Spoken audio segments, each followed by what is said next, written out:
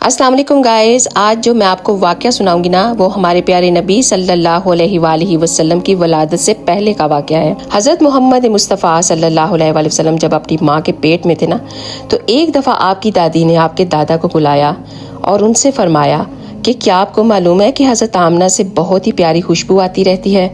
इसके बारे में आप उससे पूछें कि क्या वजह है। फिर हज़रत आमना से पूछा गया और फिर हज़रत अब्दुल मुत्तलिब हज़रत आमना रज़ी अल्लाह ताला अन्हु को अपने पास बुलाते हैं और उनसे फरमाते हैं कि बेटी, तुम्हारे पास से बहुत ही ज़्यादा प्यारी खुशबू आती रहती है, इसकी कोई ख़ास वजह है, कोई ख़ास इत्र लगाती हो। तो हज़रत आमना रज़ी अल्लाह ताला अन्हु फरमाने लगी कि बाबा जान, मैंने कभी कोई ऐसा इत्र नहीं लगाया और ना ही मुझे किसी इत्र की पहचान है। मुझे नहीं पता कि इत्र क्या होता है। बाबा जान, ये तो आने वाले मेहमान की बरकत से है कि मुझसे एक ख़ास खुशबू आती रहती है। आपने तो सिर्फ इसकी खुशबू महसूस की है, आगे जो मैं आपको बताने वाली हूँ ना, आपको बिल्कुल यकीन नहीं आएगा। जब मैं चलती हूँ ना, तो बादल का एक टुकड़ा मुझे साया करता है और मेरे साथ साथ चलता है।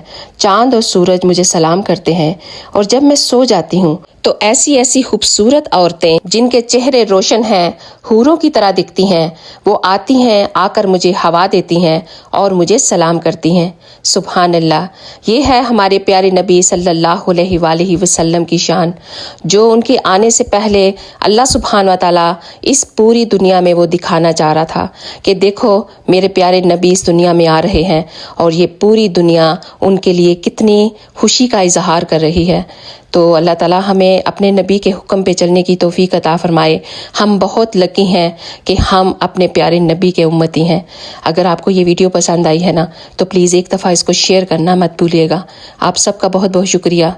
जज़ाकल्लाह खैर।